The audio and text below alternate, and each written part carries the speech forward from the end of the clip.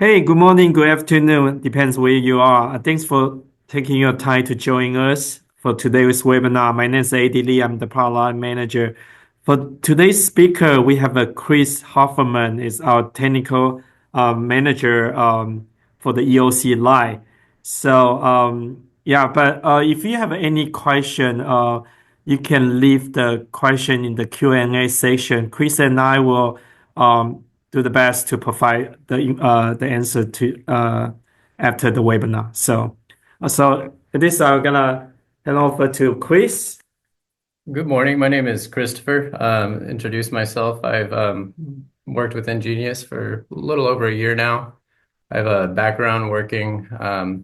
I started a wireless internet service provider in 2012, and I used a variety of different bridges and wireless point-to-point equipment out there. And I'm hoping I can share some of my experience with you guys. So, in particular with the Ingenious EOC series product line, we want to empower everybody to provide their critical wireless networks. So these broadband outdoor devices support dual 5 gigahertz radios. One covers 5.1 to 5.9 gigahertz, and the other is 4.9 to 7 gigahertz. And they're flexible for global deployments. And they harness Wi-Fi 6, 802.11ax features such as MU-MIMO, OFDMA, beamforming. They can reach up to 2 gigabits per second throughput. They have AES 256 encryption, IP67 enclosures, dual firmware partitions, advanced QoS, and this EOC series is built for robust, high reliability connectivity. In particular, the devices do really well in rugged, harsh environments, snow, hail, whatever, even in tornadoes, they have a very high ability to endure wind. And so long as the mast that they're mounted to is rated for those various grade tornadoes, or hurricanes for that matter, not only will the radio continue operating, but it will maintain alignment. And then, of course, the weather conditions will impact the quality of the connection, but it can endure those harsh environments.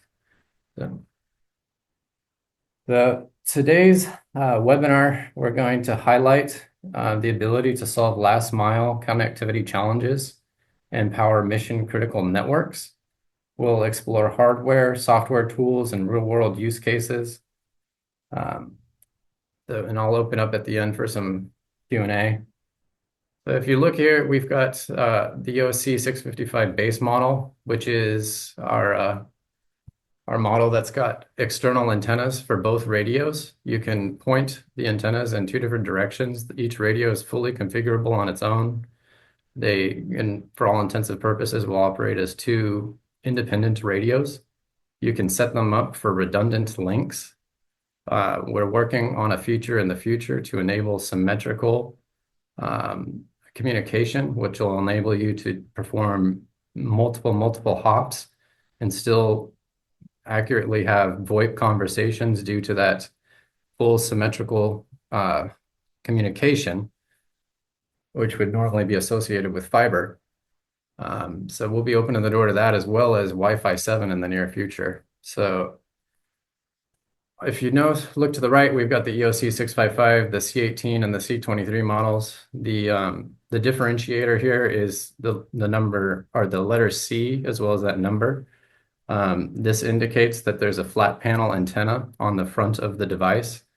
The flat panel antenna comes in two options. One of them is an 18 dBi, the other is 23 dBi. And the C18 and the C23 models both have two external connectors for the second radio, which, just like the EOC 655 base model, can operate independently on the second radio. The C18 and the C23 can also operate fully independently on that second radio. This is really useful in situations such as traffic control systems, intelligent traffic management. It allows you to essentially harness your grid. You can You can go around corners using this. You can go in straight lines, but and essentially it's a relay, and it's two devices in one. When you buy one Ingenious radio, you're not just getting the ability to do one bridge. You're getting the ability to do two bridges in two different directions, or set up a redundant link, which is something that's simply not offered elsewhere. So if you notice I already discussed some of these features here, but one specific feature that is really valuable in industrial control systems, as well as internet service providers, and even if you're just sending internet out to your neighbor's house, we have this thing called dying gasp, where the device will actually stay powered on, online, maintain its link following a power failure. Now, the stipulation is that it only stays online for a very short period of time, but during that period of time, it's going to maintain communication with the base station.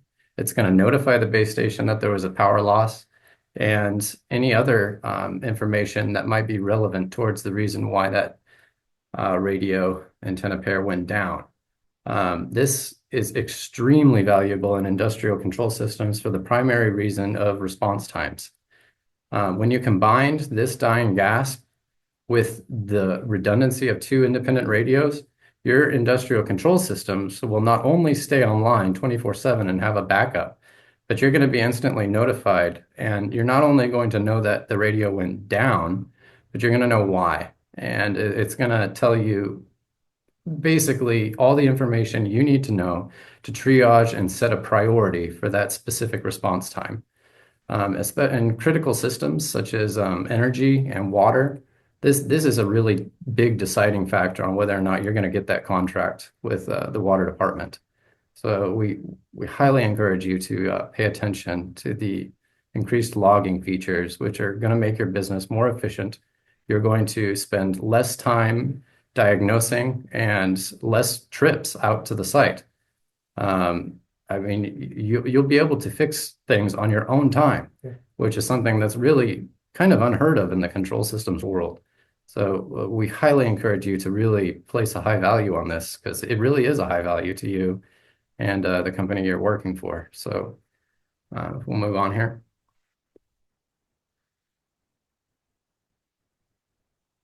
So Ingenious EOC takes things beyond traditional wireless bridges. Before I get into these pain points here, I want to address a couple things. Unlike standard bridges, EOC products bring advanced RF scheduling. One thing that Wi-Fi is known for, where it differs from cellular technology, is listen first, talk later. Wi-Fi is significantly better at preventing interference on a given spectrum than a cellular network, for the one reason that it listens first and it talks later.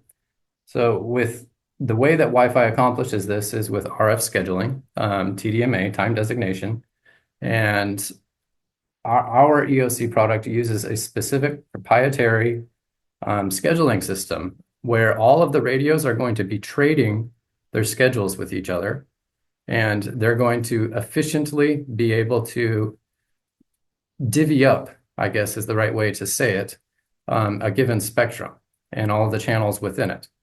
So where this really comes into power is, one, on your backhaul networks. If you've got some crisscross going on, the radios are essentially going to prevent interfering with each other by using specific time designated slots and channels.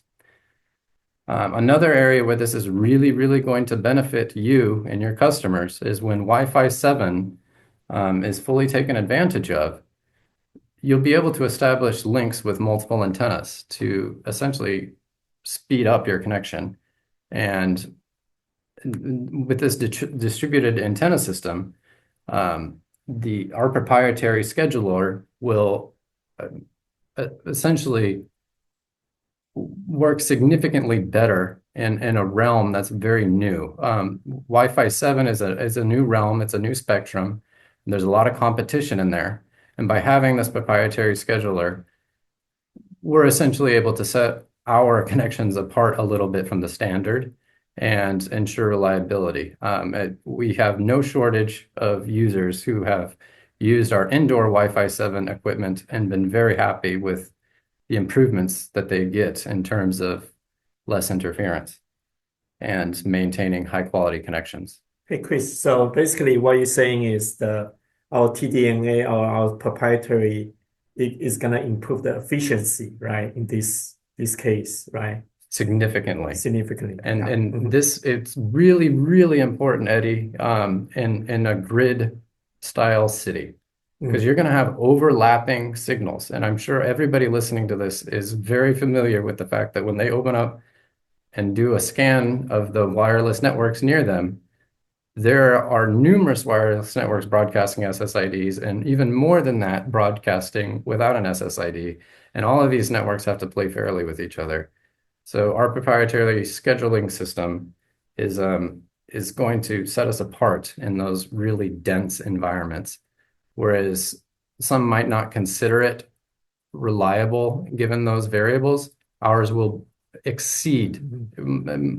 I guarantee it will exceed your expectations in terms of reliability. Some of our pain points here that we are addressing, in particular, are the complexity of deployments. Here at Ingenious, we have a very strict philosophy. We want to maintain the quality and the integrity of our product. It's very, very important to us that our product does what it says it's going to do. This is something that's severely lacking in this industry. There are tons and tons of competitors out there coming from all over the place, being brand new brands all over the place, using various concoctions of different hardware from unknown supply chains.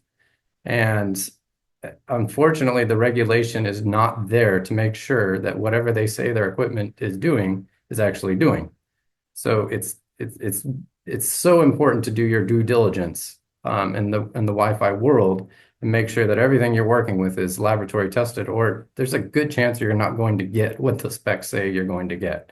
I think we've all sort of grown comfortable with getting less than what we expect, but I guarantee if you come to Ingenious, you're going to get what we say we're going to give you, and you're going to get 100% of it. And if you're not, we're going to hold your hand until you do. So that brings me back to this deployment complexity. We understand these point-to-point bridges. Of course, the underlying theory that makes them possible does not change. However, in the interfaces that we use and the technicians that we send out, there has to be a certain level of complexity there that's established to make it efficient for them when they're going out into the field. So we want to assure you, as at Ingenious and as part of our philosophy, making sure that you get what you get what we say is included in that product. We are going to hold your hand in your installer's hands. We're going to make sure that this product, if it doesn't do something that you need it to do, we will change the product to do what you need it to do. And we will make sure that your experience is bar none the best. And we guarantee there will not be another Wi-Fi company out there that will give you as much help setting up your network and making sure that any new features you need are heard. We have direct channels to the engineers. We are participating in the process of making sure that this product evolves in the way it needs to go, and we're going to make it exactly how you want it. So in terms of the deployment complexity, you can rely on us. You can pick up the phone. I'm actually going to be a point of contact for a lot of these, and I'm an expert in this, and I will hold your hand and help you get all of your networks set up and fully optimized to the best possible conditions given your environmental conditions. So, and which brings me to the next pain point, is performance issues. So outdoor interference is huge. I've already talked about this in our RF scheduler and how we've addressed that. But in terms of reliability, the chips we use are very high quality. They produce very low noise, and they're going to ensure that you are operating exactly how you want to be operating. However your system is calibrated, your system will perform. If you have any issues with reliability at all, we're going to be here to address them and fix them. We'll get an engineer on the line. I mean, we'll remote into your system if we need to, and we'll work with you to fix it until you get the reliability that you're expecting.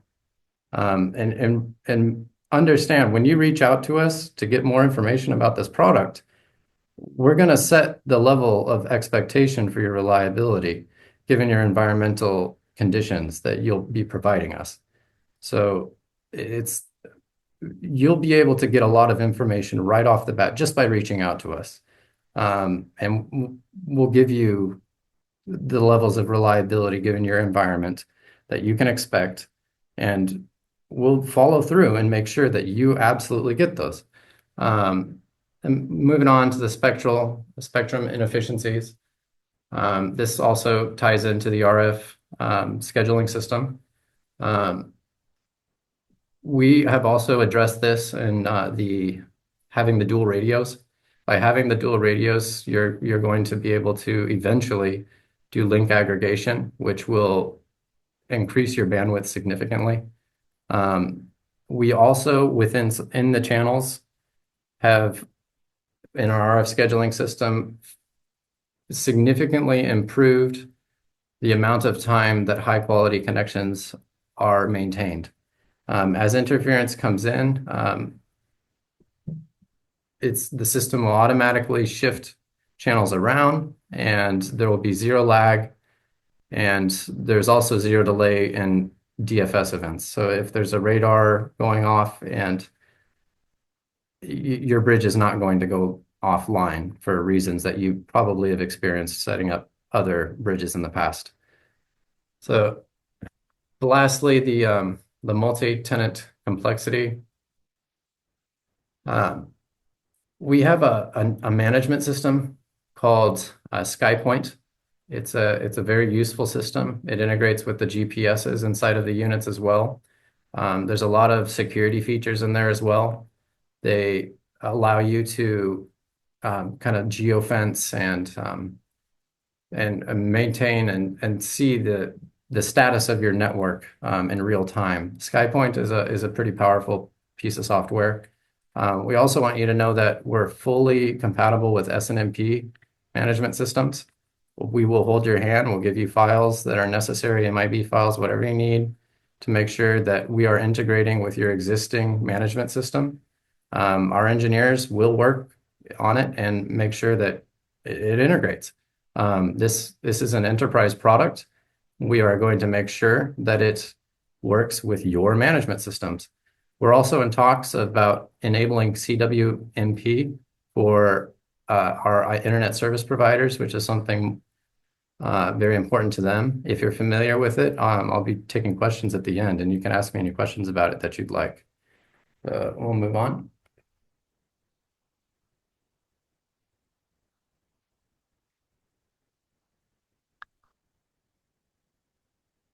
So if you notice in the graphic here, you can have point to multi-point as well. So this is not strictly for point to point.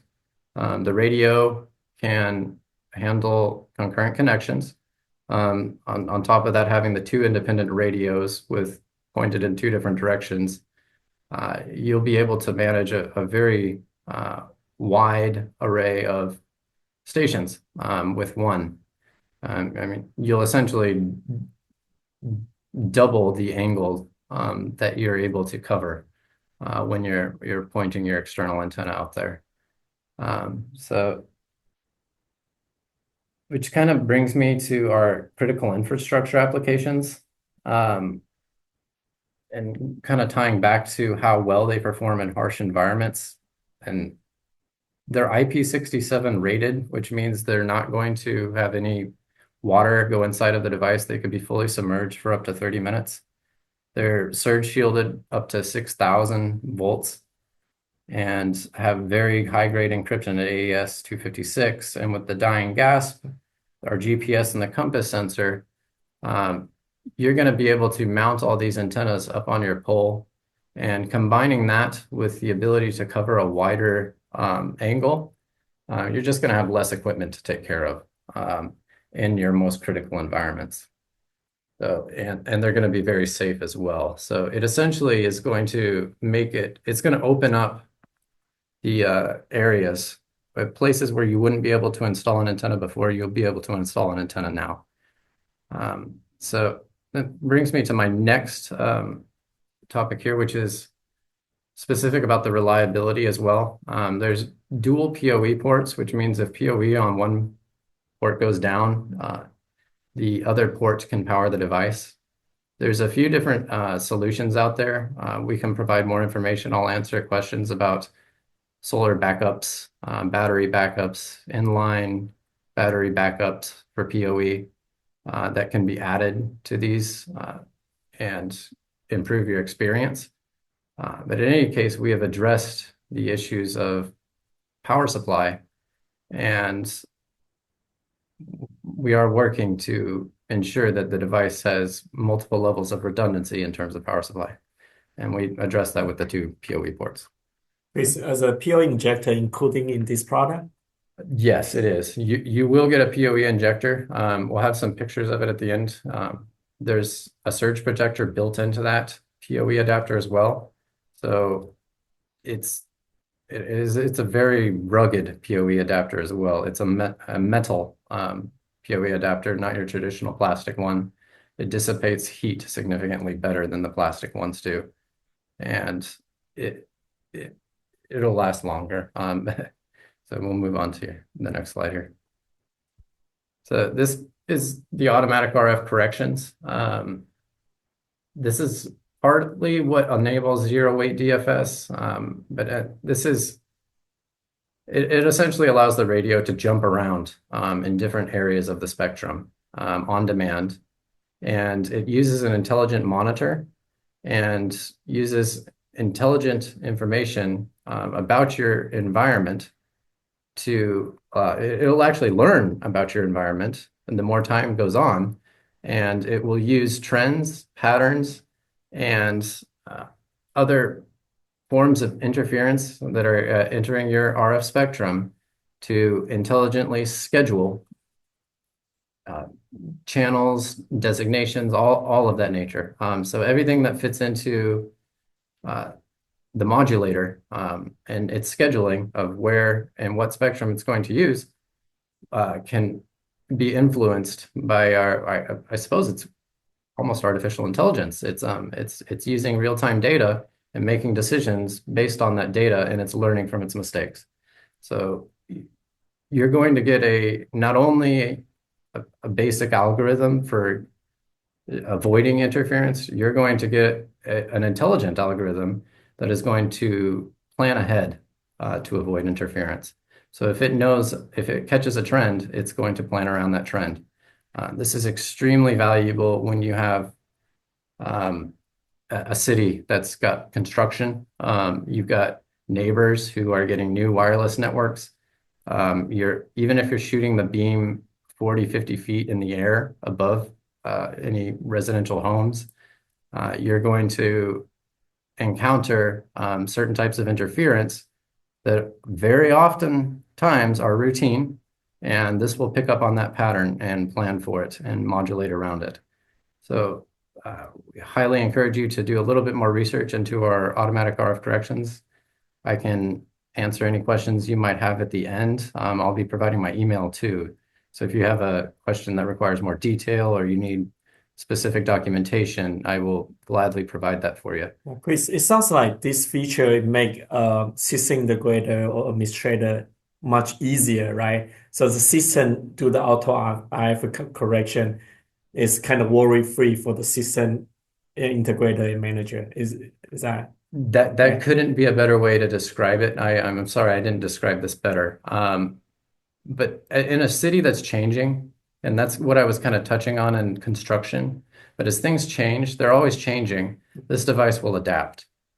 Adapt is a quality would normally associate with an employee or somebody intelligent. So this device is really taking that job and saving you time.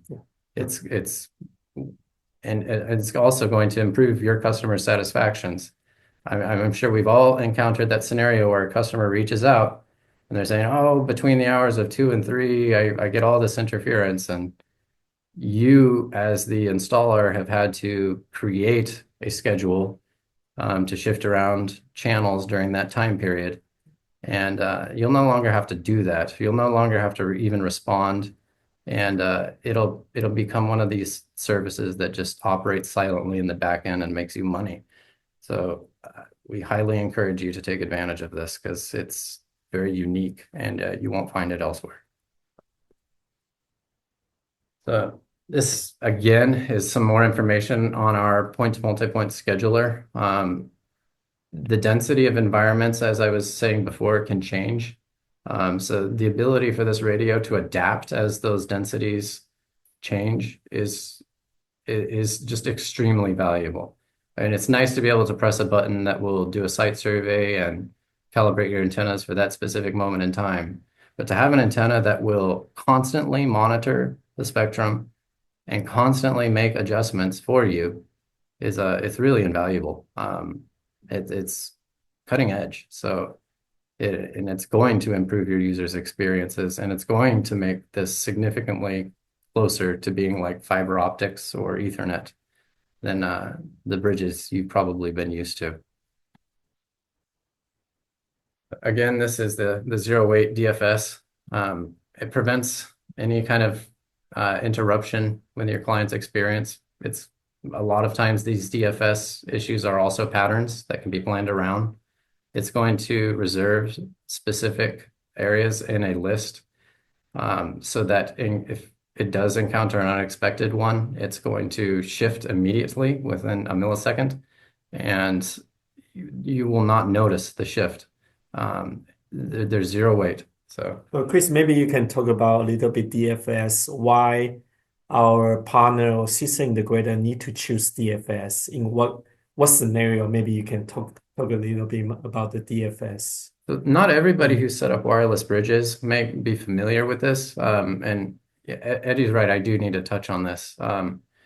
DFS is a system that was established by the FCC to allow Wi-Fi and radar systems to operate in close spectrums. Now, when I say close, I don't mean the same ones. What I do mean, though, is that the radars are emitting noise that will bleed over into our spectrums. And when that happens, they interrupt our signal. And the protocol from the FCC is to essentially shut off the connection. So we have done that. We have accomplished that by shutting off the connection in specific bands and maintaining alternate connections that the radio will switch over to in the event that it detects a DFS within a millisecond, and you won't even notice it.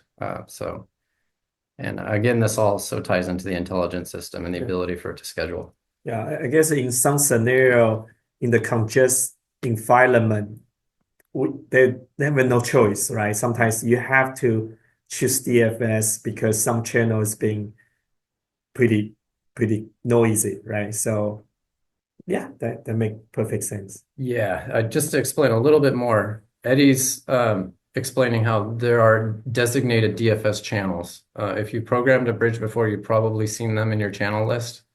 The designated DFS channels on these radios are 100% safe to use. They will not interrupt your connection.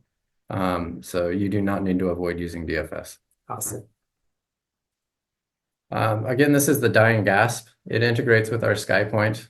We can work with you and your management team if you'd like it to integrate with your SNMP system. This is a flexible tool.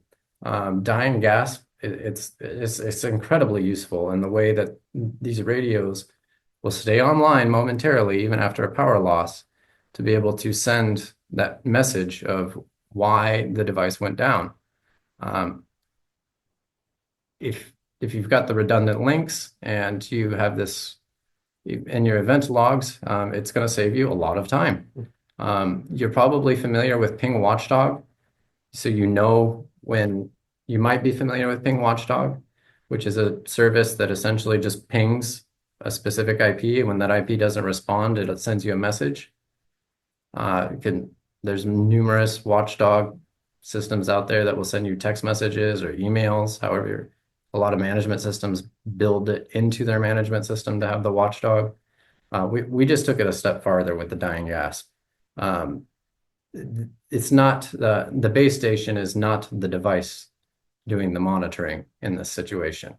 The station itself is monitoring its power connection. It's monitoring several other variables as well. But in the event of a failure, it's going to have enough power on board to send the dying message, whatever caused it to go down, back to the base station, which will ultimately make its way to your management system. Again, it's making an integral shift, a 180, from moving the monitor from the base station to the station itself. This puts, I mean, it's client intelligence. It allows your devices to play an integral role in your network. The devices you're paying for will communicate directly with you and tell you what's going on with them. This is very novel.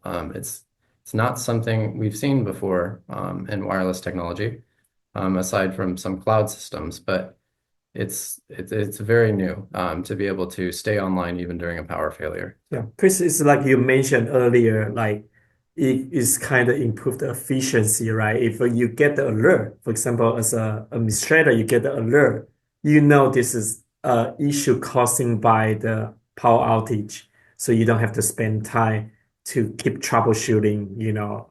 Is that correct? Absolutely. Yeah. So you can notice if you notice that all of your devices sent the dying gasp of a power at the same time, is pretty obvious. There was a power outage on the site. When you start adding some of our other units as well, our PDUs and stuff, you're just gonna have so much information about your network. It's basically like being on site. So Awesome. to configure these radios, we have several. We have a local menu. We've got the SkyPoint management system, which will use SNMP to register the device. We've also got an app. This app here, SkyConnect, is very useful. It has an audio alignment tool. It gives you real-time information. And we've taken a 2.4 gigahertz chip and dedicated it specifically to SkyConnect. The 2.4 gigahertz radio, this network is specifically designated to SkyConnect. It's a management network that you can configure it if you want it to come on online or offline after 15 minutes or whatever. You can set an SSID or not. But in any case, your phone can connect to the 2.4 and you can open up the SkyConnect and you can configure your device. This is really useful for installers, especially during the alignment process with that alignment audio tool. If you're up on that tower, you don't want to have to get off the tower to go look at your laptop every time you make an adjustment, depending on what access you're making adjustments in. So simply having that phone in your pocket on the alignment tool, you're going to get an audio tone that goes up in frequency as your alignment improves. So you've probably seen a similar tool with our competitors. But in any case, it's extremely useful.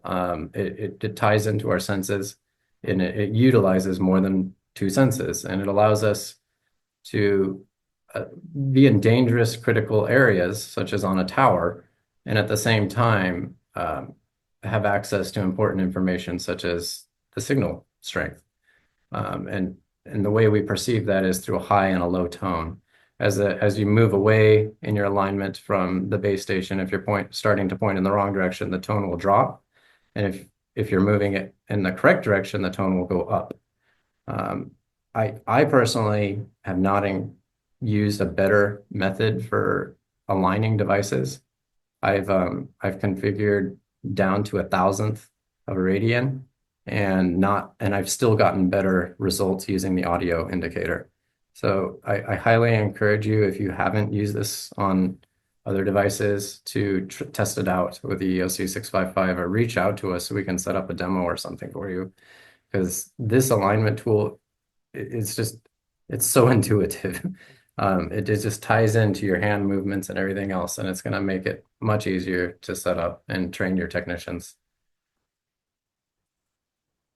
This is just a summary here of what I was just describing. But if you notice in the app, you'll have colors that indicate your signal strength. The audio tones is the same kind of algorithm there. The audio tones are going to change their pitch depending on the level of signal. So on the app, you get red for low and you get green for good. On the audio tool, you get high for good and low for not good. So it sounds like Sky Connect app provide comprehensive, like essential information for you to do the setting or even troubleshooting, right? Correct. Is that correct? absolutely, absolutely. So if you're in a situation where you're out in the field and you need to throw up an antenna and you cannot plug it into your network to get it configured and provisioned with your network management system, you'll be able to use the Sky Connect to establish a link back to your base station and complete that provisioning process from your control center. So the Sky Connect, it'll let you basically take an EOC unit out of the box, brand new, in the field, and get it connected to your network, and then you can provision it from there. Our management system can be configured to provision automatically in these scenarios. So the main power of this that I want to really address is how you won't need a laptop. When you use this app, I mean, it's always good to keep your laptop in the truck, but hopefully it'll stay there. But when you use this app, I mean, your technician will no longer have to get the laptop out of the bag. It's as simple as giving the device power, connecting to the 2.4 gigahertz, typing in an SSID and password or however you set up your authentication, and it'll connect, and then it'll provision automatically from your network management server, SkyPoint. So very useful. This is our GPS. There's a dedicated chip on the board specific to the GPS that operates independently from the rest of the board. It provides location information to the CPU, which the firmware uses to enforce geofences. It helps you start thinking about alignment. There's an overlay of a map system here, so you can visualize your EOC units within your environment. This is particularly useful when you are managing. So especially like say in a traffic control system, you want to be able to look at 40 or 50 units at the same time and know when something's going wrong. And you'll be able to do that with this. You'll see them all on your map.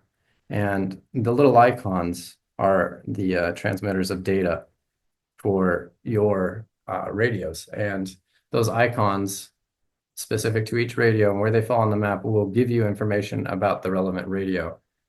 So if that radio is experiencing interference or signal issues or the dying gasp goes off, all of that stuff is going to show up on this map here. So for somebody sitting in a control center, looking over at their monitor every minute or two, this is allowing them to only look at it for 2 to 3 seconds and perform a complete assessment over their entire network. I mean, I'll repeat that. You are assessing your entire network in 2 to 3 seconds. And you can do that as many times as you want, just looking over your shoulder. So very useful. You can get an alert on some sort of notification for any event, right? Like any. Absolutely. The SkyPoint system is it's a management system. It's a server. We can configure this thing to deliver notifications, events, warnings. We can set up actions. We can set up tasks. I mean, this is a fully configurable server. So whatever features you want this to have, let us know, and we'll work on it, and we'll try and get it in there for you. And again, going back to the events, these you can set up multiple types of events, emails. There's going to be text message And it'll also tie into your Windows networks and domains, and we can tie into those event logs as well. I mean, whatever your imagination wants to do with this, whatever system you've already established, we will make SkyPoint fit in your system and go along with your procedures. This is just another feature that's going to improve your signal strength. Dynamic data rates also ties into the RF scheduling system. It's going to have data and analytics specific to each channel stored on the device. It has a specific partition for each radio dedicated to storing information about the spectral anomalies and occurrences happening in each of these channels. So in the event that you encounter a data rate drop on, say, channel 3, and of course you'll be operating in multiple channels, but if a specific channel that is aggregated into your bridge drops, this system will not only shift just that one channel, so you're not destroying your connection, destroying your bridge momentarily. Your bridge will stay up, but it'll also have data stored about trends and patterns in history, and it will intelligently pick another channel to go into based on numerous factors. So weather, signal, and this is an area where we're going to be improving our system in the future as well to tie into databases such as weather databases, things like that, so that the partition on your radios, which stores the historical channel analytics, which is used for the purpose of determining which channel it should shift to, will have up-to-date information, not just from its own sensors, but also from the web, the Internet of Things. So we're making it truly smart. I mean, this will fit into your narrative of a smart city. If you're delivering a pitch to your city council or whoever else, I mean, this is truly smart. It's storing information historically, and it's using that to determine what channel to shift to in the future. So we'll move on to the next. Our QoS services at nGenius are extremely advanced. This is something when I joined nGenius, I was really impressed with. So as you're probably familiar with the data layer model, OIS, you know that there are multiple layers that you can perform traffic sorting on. And nGenius has struck a moment of genius here and is allowing you to select different types of traffic on different layers. And you can sort and prioritize traffic based not only on your MAC address layer or all that, but you can do it at the application level even. So there's just so much for me to go over in this, but I mean, you're going to have all the standard QoS features that you would normally expect. You'll be able to prioritize certain tags. You'll be able to do anything QoS related and those protocols you've done in the past, you'll be able to use here. You can transparently pass them over the bridge from one switch to another, and you can take advantage of some of our increased QoS abilities, which are really good for things like soft phones and VoIP or video, which it needs to have that priority. Yeah, you can set the DSCP to 46 for the video, maybe for the voice IP, you can set the high, like you mentioned, highest priority, right? For 63 for the voice, right? So, and the EOC line will be able to support that. Yeah, and this is going to be something that also improves in the future as well. The EOC line will be able to tag these packets. I mean, adding an extra layer for you to implement QoS. Thanks, Chris. So this is standard VLANs. All your standard VLANs will pass over the bridge just like they would an Ethernet cable. So it's I mean, to put it simply, when you are setting the switch port that this device connects to, you're going to have that on the other end. So whatever VLAN schemes you're currently working with will be fully compatible with the EOC product line. And I want to highlight too how with internet service providers, this works with public subnets.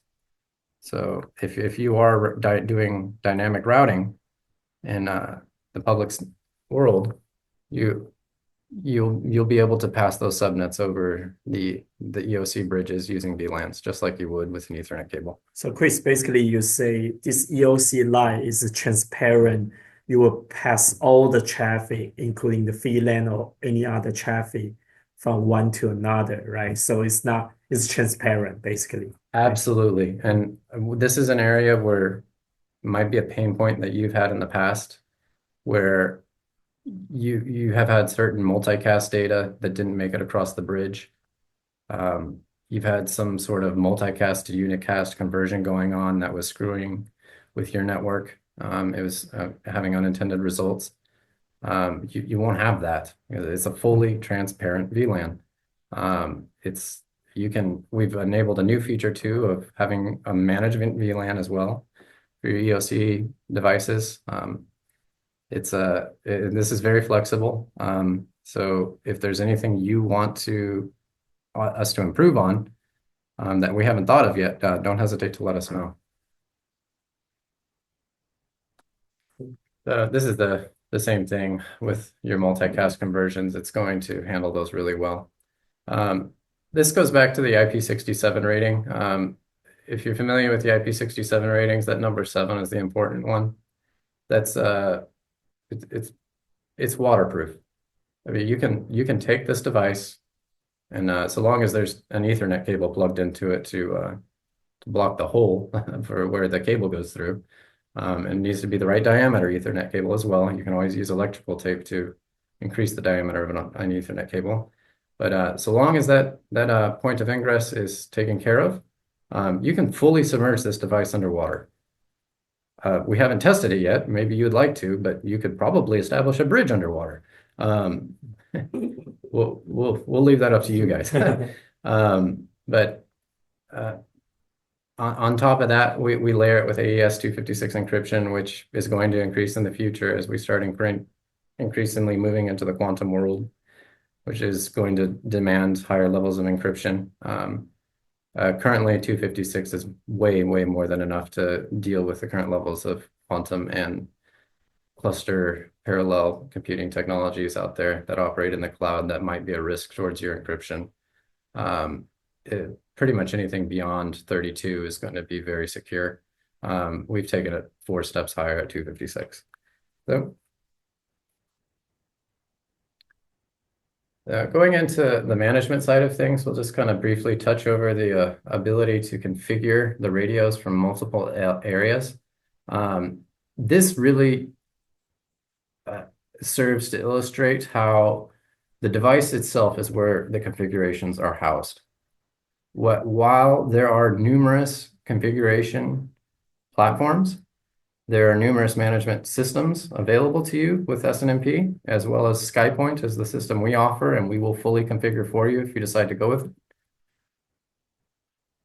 The devices operate independently. They get their configurations from these management systems, and then they operate independently. They do pass information and diagnostics onto the management systems, but in the event that your network gets cut off from the internet, or in the event that that there's some global disaster and the cloud's not working anymore, I mean, we encountered this last year where Office 365 had issues and impacted everybody's cloud services. We were coming from Microsoft. In the event, in one of those events, your radios are going to continue performing. Even if your management system goes down in the cloud and you don't have an on-prem backup, these devices are, I mean, they're independent. They're going to run by themselves. They're going to use the last known good configurations, and they'll just keep going. And when I was touching on the scheduling system and all the historical data, and I mentioned that there's a partition on each radio, dedicated to each radio for that historical data. The purpose of that is to prepare for disaster. In the event of disaster, your devices will still have all of that historical data. They'll be able to adapt to any new events or anomalies that are happening in that scenario, and your network will stay up. Why this matters is for critical systems. If you're having to respond to emergencies, you need this. So. Awesome.